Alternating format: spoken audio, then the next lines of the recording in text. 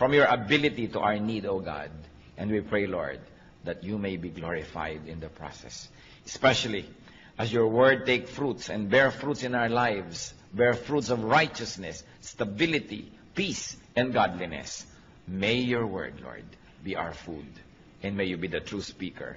Use your servant only as your footstool. But speak to your people. And in the name of Jesus, we reject, rebuke, drive away, bind the work of the devil. And set the Spirit free so that you, O Holy Spirit, may work in us and through us. Father, we commit this time to you, confident that you hear as we ask in Jesus' mighty name. Amen. Nanghihina ako. Naramdaman nyo na po ba sa buhay nyo yan na parang isang problema na lang bibigay na kayo? Parang ayoko nang makarinig pa, hindi ko na kaya, tama na muna ngayon, pagpahingahin muna ako. Kumisa ng mga problema dumarating sunod-sunod, ang panghihina sunod-sunod, nakaka-demoralize, may sakit ka na kumisan, wala ka pang pera, tapos pinagtaksilang ka pa ng iyong kabiyak, sunod-sunod, mo nanghihina ako. O kaya ang dating ng temptation, hindi mapatid-patid, nanghihina na tayo, gusto na nating bumigay. Or you might be discouraged, disillusioned, ang lahat ng effect niyan, panghihina. Magkakamag-anak po ang mga feelings na nagbibigay nitong weakness na ito sa ating puso. But ito ay isang kasinungalingan. Because Jesus is strength and power.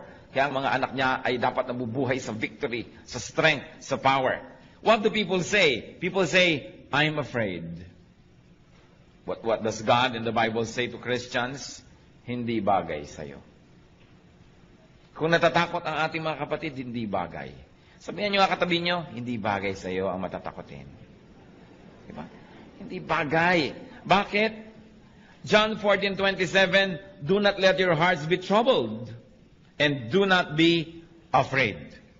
Madaling sabihin, mahirap ipamuhay, lalo naunahan na tayo ng takot, naunahan na tayo ng pandaraya ng kaaway, at tayo sunod-sunod na ng mga kabiguan ang nangyari. We are made to believe and conditioned to believe that we are no match to the enemy. Indeed, we are no match, but the Lord is. Our victor is our champion who has already won the battle for us. 2 Timothy 1:7, for God did not give us a spirit of timidity, but a spirit of power, of love, and of self-discipline. Yan ang ibinibigay sa atin ng Diyos, spirit of power. Kaya masasabi natin, hindi bagay sa'yo.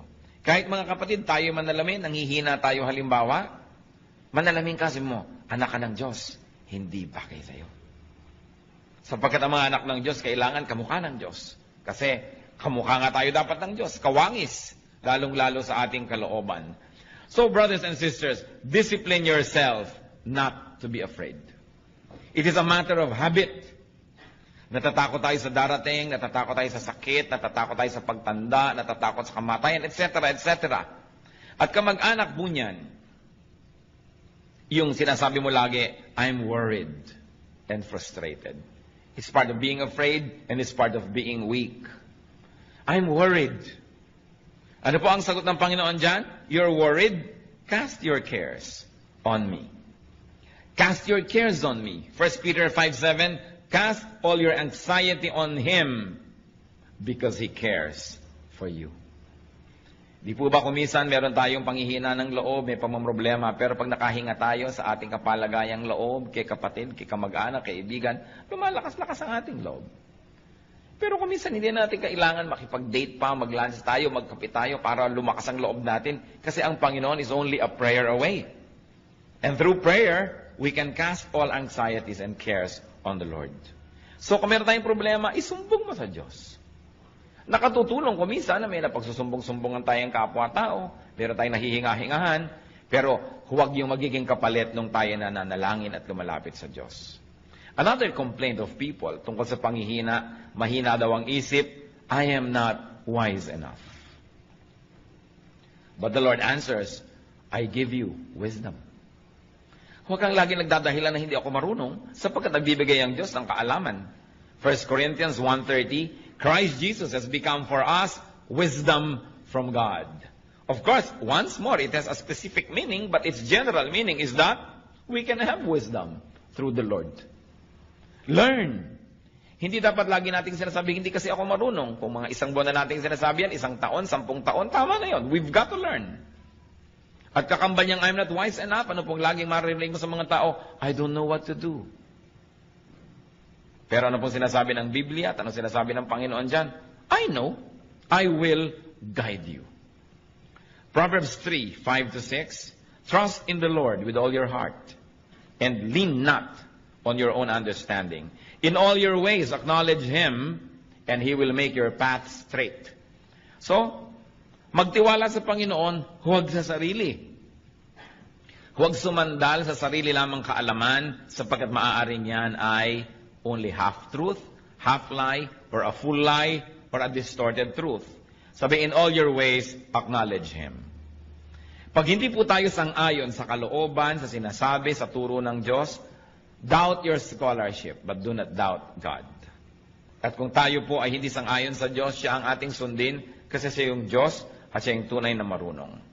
It is important to acknowledge our lack of wisdom and then seek God's wisdom. Ano po ang sabi ng mga tao doon sa mga, wala kasi akong alam, clueless ako, wala talaga akong alam dyan sa mga bagay na yan? Anong sagot sa atin ng Panginoon niya? Ask me, and I can give you discernment. Kaya yung panalangin sa Psalm 119, verse 1-5, I am your servant, give me discernment. So humihingi ng discernment to know right from wrong. Knowledge po, madali naman yan na makolekta kasi information lang yan But what do you do with knowledge? How do you apply knowledge? Then that becomes wisdom. Paano natin papakinabangan yung alam natin na informasyon? Kaya some people only become more and more knowledgeable but it doesn't make them wiser. Kaya hindi ko mo edukado, marunong sa buhay. Kahit marami kong isang degrees, marami lang alam na information, pero hindi alam i-apply sa buhay yon, walang wisdom. Marami naman hindi nakapag-aral, pero talagang wise. Pag pinakinggan mo, daig pang nag-aral. Kasi magkaiba naman yung knowledge sa wisdom. But wisdom God can give. And discernment God can give. Kaya sa Psalm 119, 1-5, I am your servant, give me discernment. Pero may kondisyon, I am your servant. Ibig sabihin, ako po yung lingkod nyo, sumusunod sa inyo, napapasakop sa inyo, bigyan nyo ko ng kakayahan na makilala ang tama sa mali because error often comes dressed as truth. Siyempre, yung kasinungalingan, dapat dumating yan na nakabihis na siya ay katotohanan para makapandaya. Alangan mang dumating ang kasinungalingan na hubad, di alam yung kasinungalingan yon. Kaya nakakapandaya. Dapat may discernment. At yan ay nahihingi. Ask God for discernment. Sa pagbabago po ng ating buhay, sa pagbabago ng ating pananaw, importanteng magbago muna ang ating isip at paraan ng ating pag-iisip. Kaya sabi sa Romans 12:2, be transformed by the renewing of your mind. Then you will be able to test and approve what God's will is. His good, pleasing, and perfect will. Yan ang kagustuhan ng Panginoon, tayo mabago. At wala pong nagbabago hanggang hindi mo na nababago ang paraan ng kanyang pag-iisip. Kaya ang ating isip ay pinapakain natin ng karunungan na nagmumula sa Diyos. At pagkatapos hinihingan natin ang pagpapala na yung karunungan na yun ay madilig at maging wisdom, maging applied knowledge. Kakambal ding reklamo ng mga tao dyan sa I'm not wise enough, hindi ako marunong. Yung nga iba excuse na yun Sa karunungan nga nila, nagkukunwa-kunwang di marunong para hindi maging responsible, para hindi mo asahan at huwag masisi. But the Bible says you can be wise. Hindi bagay sa mga anak ng Diyos ang hindi wise. Dapat ang mga anak ng Diyos ay wise. James 1:5, if any one of you lacks wisdom, he should ask God, who gives generously to all without finding fault, and it will be given to him. Nagbibigay pala ng wisdom ang Diyos. So kung wala kang wisdom, either hindi ka humingi o tinatanggihan mo yung binibigay ng Diyos. Pero kung tayo humihingi at handa tayong tanggapin yon, magkakaroon tayo nun. So we can learn to have wisdom. We can ask for such. And then we can be strong. Because to be wise is to be strong. Isa pa pong reklamo sa panghihina, sabihin iba, mahina ang desisyon ko. I don't know what to do. But the Bible says, the Spirit of the Word of God says, I can guide you. Pati nga sa sasabihin ng mga disciples, sabi ng Espiritu ng Diyos, tuturuan ko kayo ng sasabihin.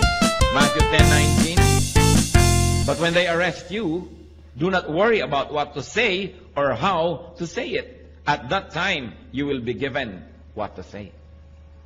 Kaya sabi ng Panginoon, kung darating ang panahon na kayo aarestuhin dahil sa akin, dahil sa aking pangalan, dahil sa pagtuturo nyo, huwag kayong mag-alala kung paano nyo ipagtatanggol ang inyong sarili. Huwag kayong mag-alala kung anong sasabihin nyo. Sa oras na kailangan nyo magsalita, bibigyan kayo ng Espiritu ng Diyos ng mga pinakatamang sasabihin.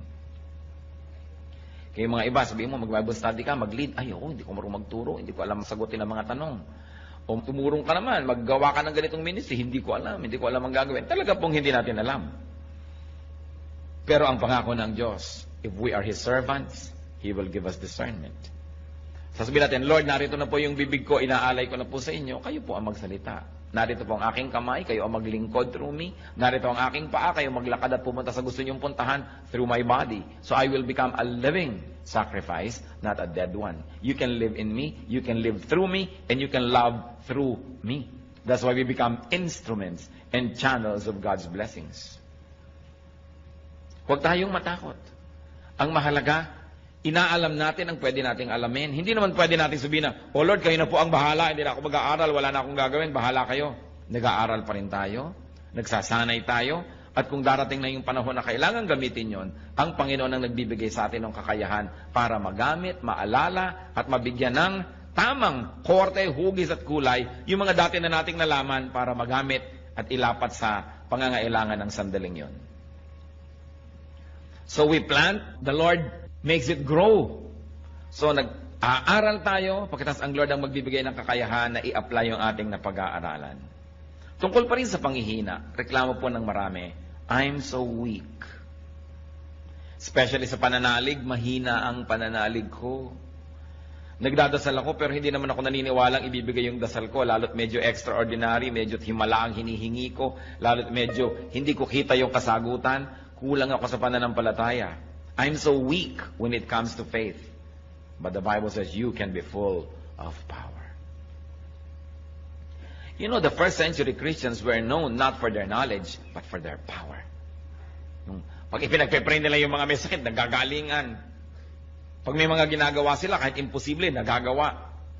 And you know, the power to forgive, the power to love, that's the greatest power.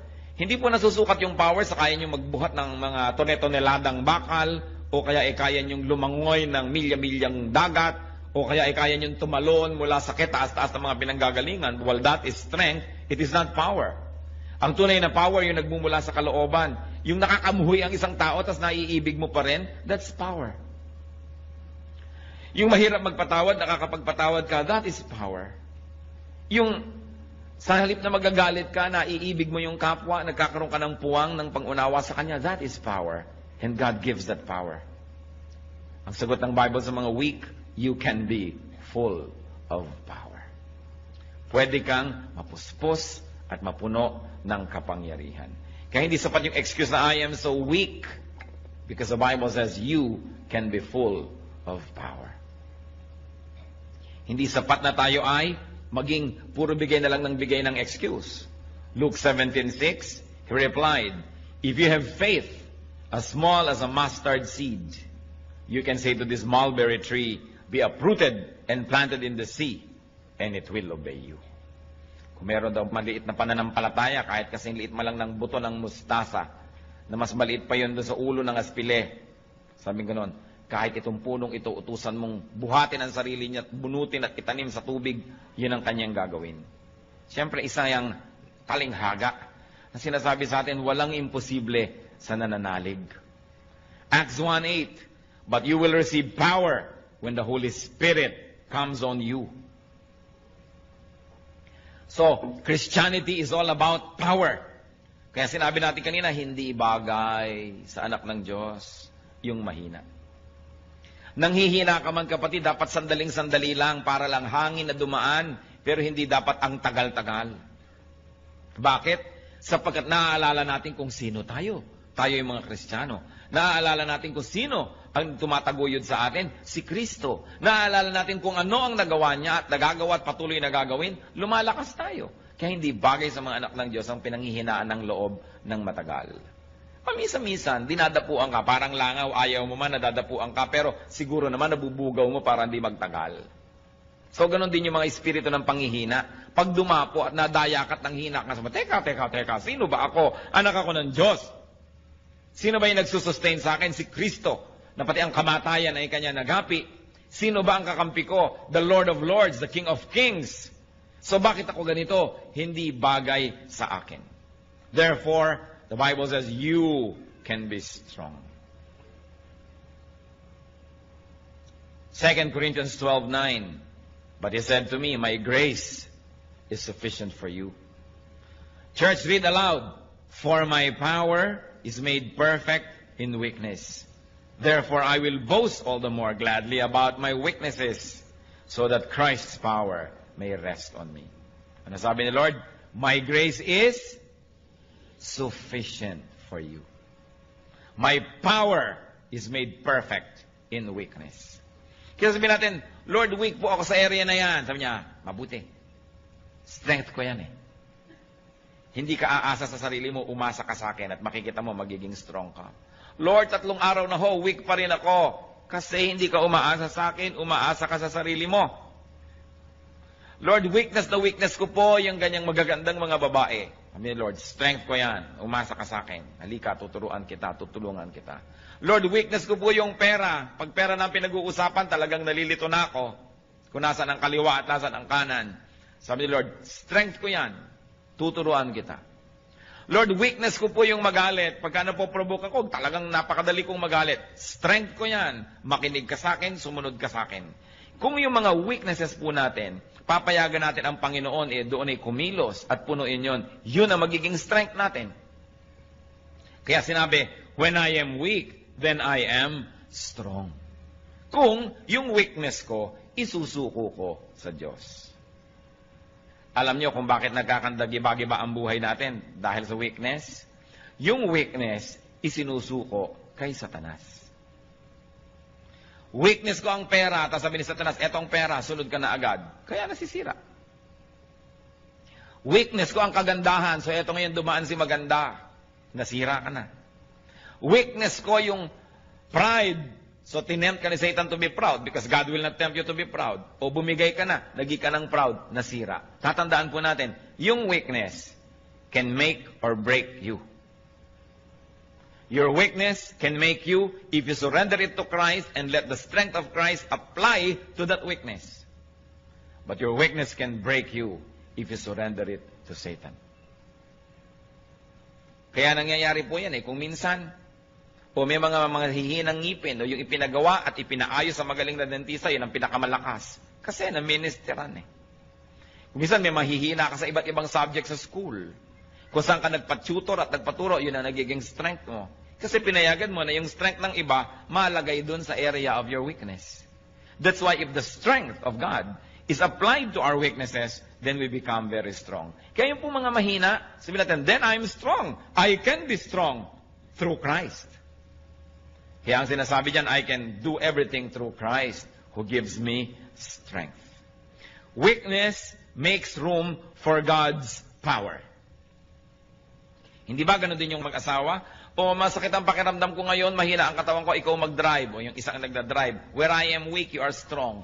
And because I relied on your strength, my weakness became strength. Mahina ako magkwenta, ikaw magkwenta kasi magaling ka sa math. So dahil in-acknowledge mo yung weakness mo, hinayaan mo yung strength ng iba na pumasok sa area na yon, naging strength tuloy.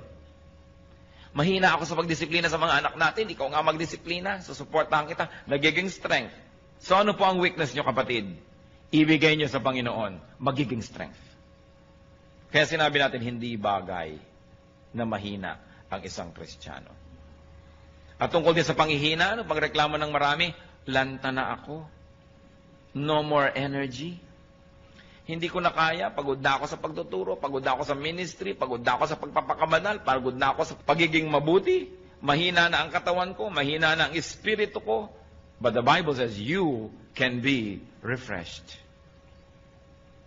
John 4:14. But whoever drinks the water I give him will never thirst. Indeed, the water I give him will become in him a spring of water welling up to eternal life. Sabi ng Panginoon, nauuhaw ka? Dito ka uminom. Ang ipapainom ko sa'yo, pag ininom mo, di ka na mauuhaw uli. Pero Lord, bakit lagi na lang ako nauuhaw? Hindi ka sa akin umiinom. Kasi ang sinabi, pag uminom ka sa aking bukal, hindi ka na mauuhaw muli eh. Pero bakit lagi na lang uhaw ng uhaw yung marami? Lagi na lang lungkot na lungkot, samantala ang Panginoon ay kasiyahan. Lagi na lang takot na takot, samantala ang Panginoon ay stability and security, because we really do not let the power of Christ rule our lives. Kaya ang sabi sa Psalm 1, verses 1 to 3, Blessed is the man who does not walk in the counsel of the wicked, or stand in the way of sinners, or sit in the seat of mockers. He is like a tree planted by streams of water, which yields its fruit in season, and whose leaf does not wither. Whatever he does prospers. So ano man daw ang ginagawa ng tunay na nakasausaw ang kanyang ugat doon sa batis ng Panginoon, kahit anong ginagawa niya ay nagiging mabunga. So paano natin malalaman kung hindi tayo nakasausaw sa batis ng Panginoon? Hindi tayo mabunga. Baliktarin nyo lang. Kasi pagka nakasausaw ka daw, mabunga ka, hindi ka mabunga, di ibig sabihin hindi ka nakasausaw. Hindi po, lagi naman ako sa church. Hindi ibig sabihin, no, nakasausaw na tayo sa tunay na salita ng Diyos. Palabasan naman ako ng Bible, ang dami ko alam na verses. It doesn't follow that we are already godly and we are really drawing strength from the Lord. Kailangan talaga tunay, hindi pakitang tao, hindi panglabas, at hindi pangimbabaw lamang. Lalaliman natin. So, ang mga anak ng Diyos, hindi bagay na lalanta. O ba't ganyan ang itsura mo? Lumong-lumo na ako eh. Pagod na pagod ako sa kabutihan. Teka, hindi bagay yan sa'yo. Hindi ka dapat nalalanta ng ganyan. Baka hindi ka planted by streams of water. Akala mo lang. Kaya kailangan lagi tayong nagre-renew ng ating relationship with the Lord. Lagi tayong nagre-renew ng ating kabanalan. Humihingi ng tawad sa ating mga kasalanan. Nag-aaral ang mga salita ng Diyos at patuloy na humihingi ng karunungan kung paano i-apply yon. Yung iba ang panghihina nila, hindi ko kayang gumawa ng mabuti. Ano? Yung biyenan ko, kakausapin ko, hindi ko kaya yan. Ano? Tutulungan ko yung mga dating umisulto sa akin, hindi ko kaya yan. Ano pong reklamo ng iba? I cannot afford to do good. Yan ang aking weakness. But the Word of God says, I can give you enough supply, enough strength, so you can afford to do what is good. 2 Corinthians 9, verse 8. And God is able to make all grace abound to you, so that in all things, at all times, having all that you need, you will abound in every good work. Yan po ang pangako. Aapaw tayo sa mabubuting gawa, sapagkat sa lahat ng panahon, aapaw ang grasya ng Diyos sa ating buhay. Sa lahat ng oras, sa lahat ng lugar, you will have everything you need. In that case, you will overflow and you will abound in good works. Yan po ang kalooban ng Diyos para sa atin. Hindi maging mahina tayo sa paggawa ng mabuti. Marami mga tao mahina sa paggawa ng mabuti pero malakas sa paggawa ng masama. Hindi makapagpakumbaba, hindi makapagsabing I'm sorry, pero kayang-kaya niya magsabi ng masasakit na salita sa kapwa. Pag I'm sorry, hindi masabi. Pero pag masakit na salita, kaya. Pag act of kindness, kayang gawin. Sinasagot-sagot yung magulang, kayang-kaya. Pero pagka gusto ng yung magulang ihalikan o yakapin, hindi magawa-gawa. Nahihirapan ng loob pag gagawa ng mabuti. Pero gagawa ng mali, malakas ang loob. Pagka mandadaya, malalakas ang loob. Pagka aamin ng pandaraya, paghingi ng tawad, hindi kaya. Bakit nga ba ganun ang maraming tao? Ibig sabihin lang, hindi tayo lubos na nakasawsaw sa batis ng Panginoon. Kasi bakit pagka may energy, pag nakikipag-away, kayang-kaya. Pero pagka gagawa ng mabuti, nahihiya. Ngingiti lang sa kapwa, hindi makangiti-ngiti. Napakarami pong tao gustong ngumiti, pero ayaw lang, nahihiyang ngumiti. Ayoko ngumiti, nakakahiya. Pero kayang-kayang manimangot. Yung gagawa ka lang ng mabuti, nakakahiya. Bakit babaligtad na yata? Kaya sabi, you will abound in every good work. That's why we have to be immersed in God's water. In God's perfect living water. Yung iba po, anong panghihina? Sabi na, huwag na tayo mag-Bible, huwag tayo mag-Christian. Kahit naman mabuti tayo ngayon, next week, babalik din tayo sa dati. Hindi rin natin kaya i-maintain yan. Yan ang reklamo ng iba. I am weak. I cannot maintain a holy lifestyle. I cannot be holy enough. Yan po ang reklamo ng iba. Sobra akong mahina, hindi ko rin naman kayang i-maintain, huwag na lang umpisahan. But the Lord says, I will help you. Yan ang kanyang pangako. You say you cannot maintain a holy lifestyle, I cannot be holy enough. The Lord says, I will help you. Philippians 1:6, being confident of this, that He who began a good work in you will carry it on to completion until the day of Christ Jesus. Siya na nag-umpisa at kasama mo sa pag-uumpisa ng pagiging mabuti at paggawa ng mabuti at pagbabagong loob, siya ang tutulong sa iyo na makumpleto yan, mabuo yan hanggang sa pagbabalik ni Kristo. Kaya hindi bagay sa Kristiyano yung mahina sa kabanalan, pero sa kasalanan, malakas. Nababaligtad. At meron pa nagsasabi, I cannot stand up. Mahina ako sa pagtayo, mahina ako sa paninindigan sa buhay. But the Word of God says, I can enable you. Hindi mo kayang tumayo, pero kaya kitang tulungan na tumayo at manatiling nakatayo. Romans 14:4. Who are you to judge someone else's servant? To his own master, he stands or fall. And he will stand, for the Lord is able to make him stand. Kaya daw nating tumindig, sapagkat ang Panginoon ang magbibigay sa atin ng kakayanan. Kaya kaya rin nating manindigan. Weakness, ano po bang ibig sabihin yan? Pag sinasabi nating nangihina ako, merong mga nangyari na sunod-sunod, kaya nakarating tayo sa ganong estado ng panghihina. At isa lang po, ang pinagmumula ng panghihina, yung pag-asa sa sarili lamang. Weakness comes from dependence on yourself alone. Because if you depend on God, your weakness will translate into strength. Pag tayo'y umaasa sa Diyos, ang kahinaan nagiging kalakasan. Where we are weak, we become strong. So mga kapatid, isa lang po itong simpleng analysis. When you are weak, it means you are depending on yourself. Or you are depending on other people. That's why you are weak. Because the moment you depend on God, and you let God do His mighty will, then your weakness becomes strength. Hindi natin sisisihin ng Diyos. Bakit po mahina ako dito? Pinapabayaan niyo na yata ako. Sabi niya, where you are weak, you will become strong. But you've got to do it my way. You've got to give me space. You've got to let me do what I'm good at doing. And that is to restore you, to strengthen you. But remember, God gave us free will. How you use that free will make or break you. Saan po ba tayo mahina? Tayo na lang nakakaalam. Alam ng Diyos. Huwag naman ninyong gawing kahinaan yan last year, kahinaan pa ngayon, kahinaan pa next year. What is important is that we are changed from glory to glory. That we become Christ-like. More and more Christ-like. That we do not become sinless, but we sin less and less and less. Na hindi tayo lagi nagtatago sa likod ng mga excuses na ganyan talaga ako, tanggapin mo na lang kung ganyan. Yun talaga ako, sapagkat hindi good enough yung ganun lang talaga. Kailangan magbago ng magbago at binibigyan naman tayo ng Panginoon ng kapangyarihang magbago. One of the noblest way, most sublime way to worship God is to be more and more like Him. Mabuti yung pag-awit, mabuti yung offering, mabuti yung pagsayaw sa Panginoon, mabuti yung pagtugtog, pag-worship. Pero isa po sa mga pinakamalalalim na paraan ng pagsamba, yung tayo'y lalo nang maging kawangis ng ating Diyos.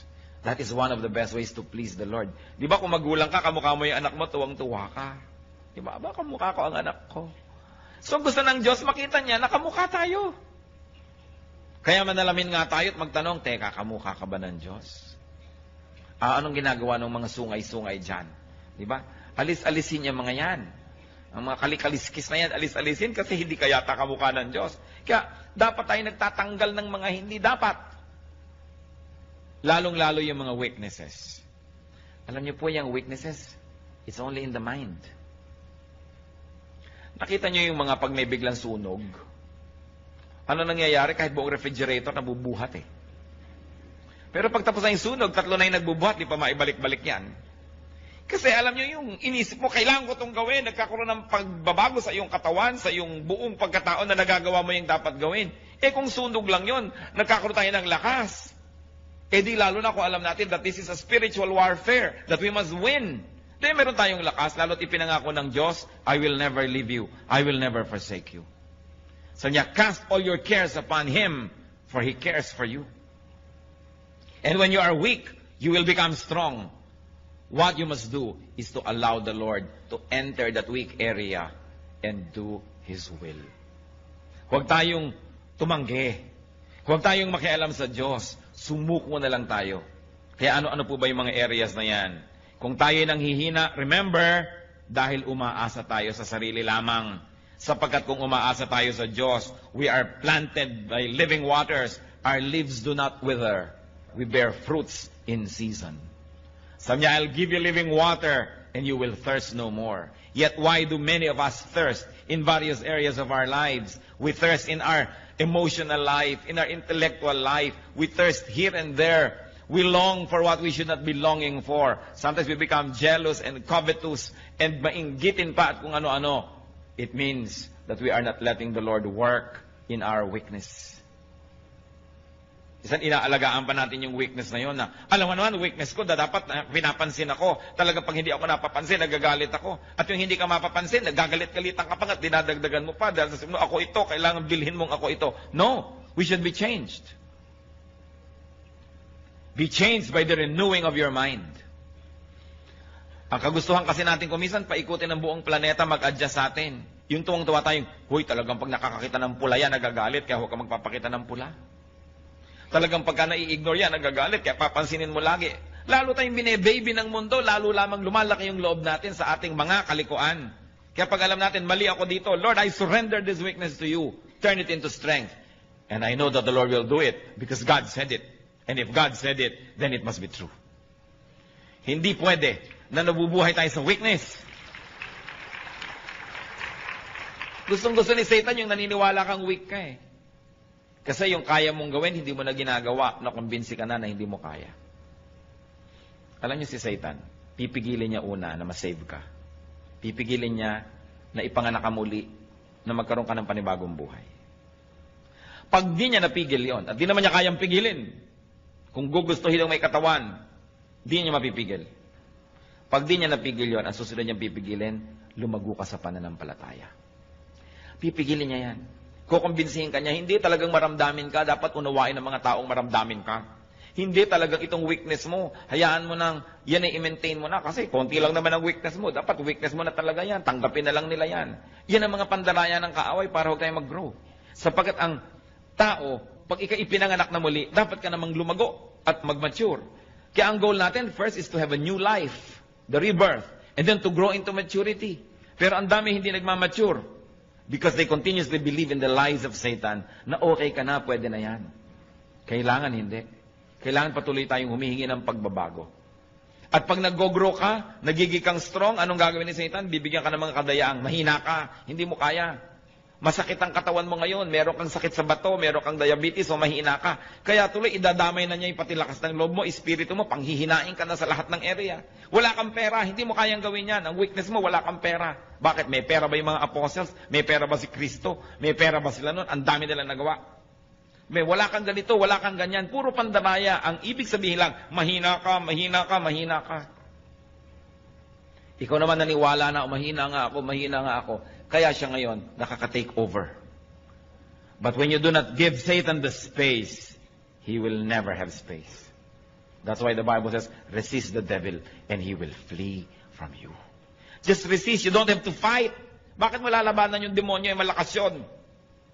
Nilabanan na siya ng Panginoon at natalo na. Kaya hindi na dapat tayong parang lagi nakikipagtunggali. Sabi natin, teka, tapos na ang labanan na. Bakit nakikipaglabanan naman ako? Nadaraya yata ako ha. Narito na lang ako para kunin yung premyo. Narito na lang ako para mag-enjoy ng victory ng Panginoon kasi siya yung lumaban para sa akin. Ano't nakikipaglaban na naman ako? Dinadaya tayo eh. Victory is already ours. Kaya pag nadadaya kang hindi ko to kaya, sabi mo, it's a lie because the Lord already rose from the grave. Binayaran na lahat ng kasalanan. Tinalo na si Satanas. Bakit ako mamumuhay na talunan? Bakit? Alagad ba ako ni Satan? Hindi. Bakit ka talunan? Siya yung talunan. Dapat dito ka sa kabilang panig sapagkat ang Panginoon ay nanalo. Kaya tayo, we can have victory.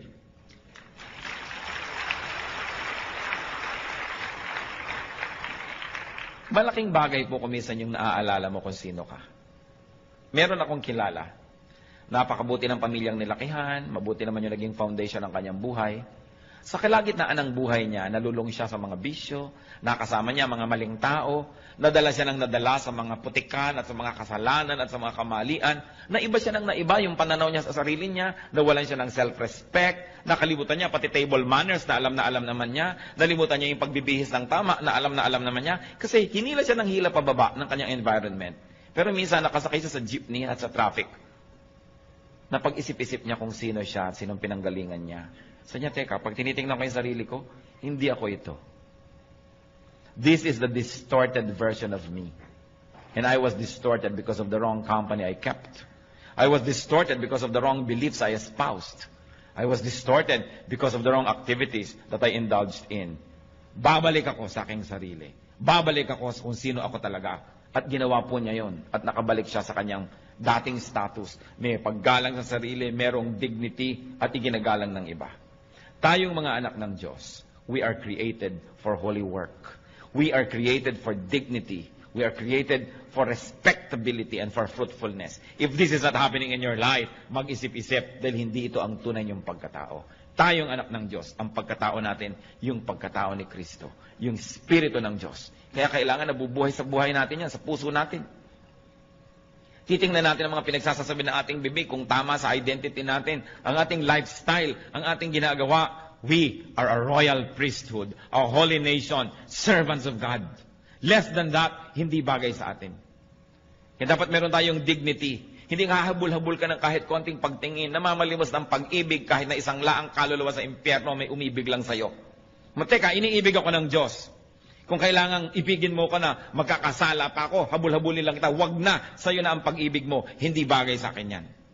Anak ako ng King of Kings and Lord of Lords, hindi bagay na isinasangla kong kaluluwa ko, magkapera lamang, magkaroon lang ng mga hinahangad ko, kayang ibigay sa akin yan ng Diyos, God's way, not through Satan's way. Don't live in a lie, you are a child of God. Mahalaga inaalala mo, sino bang magulang ko? Di ba ang Diyos? Hindi naman si Satanas. Ba't ganito ang nangyayari sa buhay ko? Bakit sinusunod ko si Satan? Mali. Sino tayo? Sabi sa Bible, but you are a holy nation. You are a royal priesthood. You are the children of God, children of light. You are the inheritors of all of God's creation. Seed of Abraham through Christ. Pag naaalala natin kung sino tayo, mamumuhay tayo above all our weaknesses. Mamumuhay tayo na kagalang-galang na paraan. Kung kinakailangang mabawasan yung material blessing na yan, basta maging kagalang-galang tayo, di bale. Pero hindi tayo magpapakahamak, magpakadusta-dusta, magkaroon lang ng kotse, magkaroon lang ng bahay, magkaroon lang nito. Sapagkat lahat ng bagay na yan, lilipas din. Hindi kailangan na yung espiritu, which is forever, will be sacrificed for something, for some matter, which will decay in a matter of years. It's important to remember who we are. Because when we do, we live according to the true identity. Sasabihin nyo, pero sino ba ako? Dati naman talaga akong taong putik. Dati naman talaga ako nasa kasalanan. Dati naman, no! 2 Corinthians 5:17. If anyone is in Christ, he is a new creation.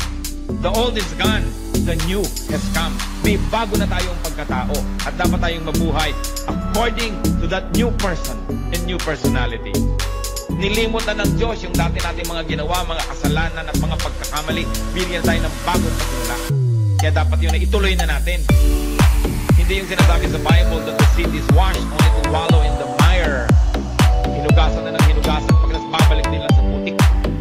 Nahugasan na tayo, panindigan natin at hindi tayo dapat magpabalik-balik sa mga kamalian. Huwag kayong magpapadaya that you are weak. Because in Christ, faith, we can do anything. Weakness means dependence on oneself. Strength comes from dependence on Jesus. Kaya kung nangihina, alam natin yun, tumahaw. Bakit pinanghihinaan ng loob?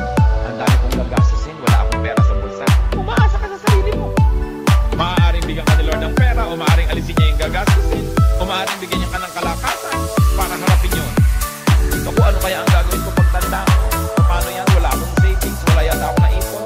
Umaasa ka sa sarili. Kung umaasa ka sa Panginoon, lalakasan yung loob. Hindi ko yata kayang lutasin ang problema ng pamilya ko kasi umaasa ka sa sarili. Natin, Lord, nandito ang pamilya ko. Ipinangako nyo, hindi nyo ako papabayaan. Ipakita nyo sa akin kung paano kayo kumikilos at nang makaka-cooperate ako, makasunod ako nang masolve ito. Pero oras na humiram tayo ng kasangkapan from Satan to solve our problems, na-solve ng konti, pero ang laki ng bayad, lalo mas malaking problema ang kasunod. Parang mayroon na nga kayong problema, mangungutang pa kayo sa 5-6 para bayaran. Mamaya, mas malaki pa rin yung utang nyo. Ang ending, nagkalubog-lubog kayo lalo. Kasi hindi dapat yun ang solusyon. Merong gumawa sa inyo ng mali, gagawin nyo na ng mali para malutasan kayo. Gagantihan kayo ng anak nun, yung anak niya gaganti naman. Hindi na natapos-tapos. Kung gusto natin na solve na ang problema natin, wag na wag kayong hihiram ng tool ni Satan. Kung yung kotse nyo may sira, kailangan nyo ng gamit. Inaabot ni Satan yung gamit para ang ganda-ganda, bagong-bago, pwede pa rin sabihin, ayoko. Itong solusyon, galing sa'yo, ayoko. Kahit kamay ko o ngipin ko o gilagit ko ibang fit ng tumilyong ito, hindi ako hihiram ng screwdriver na yun. Para Satan ka Hindi ka naman mabuti Hindi ka naman mabait. Sabi ni Lord, you come only to steal, kill, and destroy. Ano tinaabutan mo ako ngayon? Alangan namang love mo ako. Daya yan. Pag kinuha ko yan, may bayad. Huwag na. Huwag kayong hihiram ng tool ni Satan. Dahil lalo niya kayong iluto. Yung mga iba dyan, misis, pinagtak sila ng asawa. Pastor, kaya magpataksil na rin ako. Bakit? Hihiram ka na kay Satan. Humiram yung asawa mo ng ganung tool. Yun naman ang ibabalik mo sa kanya. Di pareho na lang kayo ngayon. Lalo ka nang nawala ng pag-asang maahon-ahon dyan. Dati kalahati lang ng inyong partnership ang nasa dilim. Ngayon pareho na. Di lumubog ka lalo. Huwag hihiram kay Satan. Pag nanghihina tayo, palakasin lang ang loob kay Satan hihiram. Huwag na huwag. He comes only to steal, to kill, and to destroy. Hindi niya kayo mahal. Kaya huwag kayong padadaya, natatanggap ng anything kasi may bayad yun. Umasa sa Panginoon. Ang sabi niya, I will never leave you.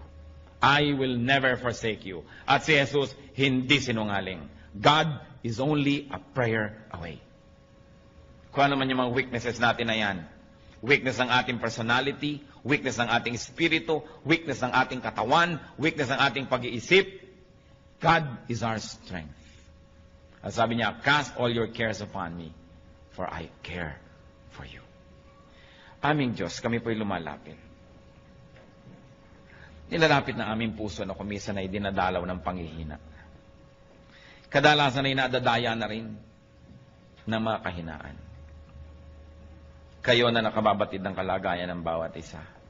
Kayo na nakakakita ng puso namin, Panginoon. Inihahain po namin ang puso namin sa inyo. Hinihingi namin, pakalinisin ninyo. Salain ninyo ang mga kasinungalingan na tinanggap nito at alisin nyo po sa aming puso.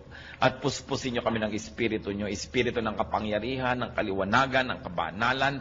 Lord, hubaran mo po ng mga balat kayo ang mga ginagawa ng kaaway at nang makita namin na ito'y masama. Unmask the work of the devil so that we may recognize it for what it is. And give us the wisdom to know your work apart from the work of the evil one. Huwag na huwag kaming hihiram ng tools from Satan, Panginoon. At sa mga kahinaan namin ito, alam nyo ito, kayong lumikha sa amin. Di pa man kami sinisilang, nasilayan nyo na kami sa sinapupunan ng aming mga ina. At alam nyo, Panginoon, ang mga kahinaan namin. And we ask you, Lord, like empty cups, we fill our hearts to you. Fill our cups with your strength. Fill our hearts with your power. Palitan mo ang mga kahinaan namin ng kalakasan mo, O Panginoong Jesus. At itinataboy namin ang anumang hinihiram naming kalakasang huwad galing kay Satan. In the name of Jesus, we reject all things that we have mistakenly borrowed from the evil one. All methodologies, all tools from Satan, we reject and rebuke in the name of Jesus. At Lord, kami nagbibihis ng iyong pong kapangyarihan. Clothe us with your strength. We are the people of strength because we are your people. As we are your people. As we are your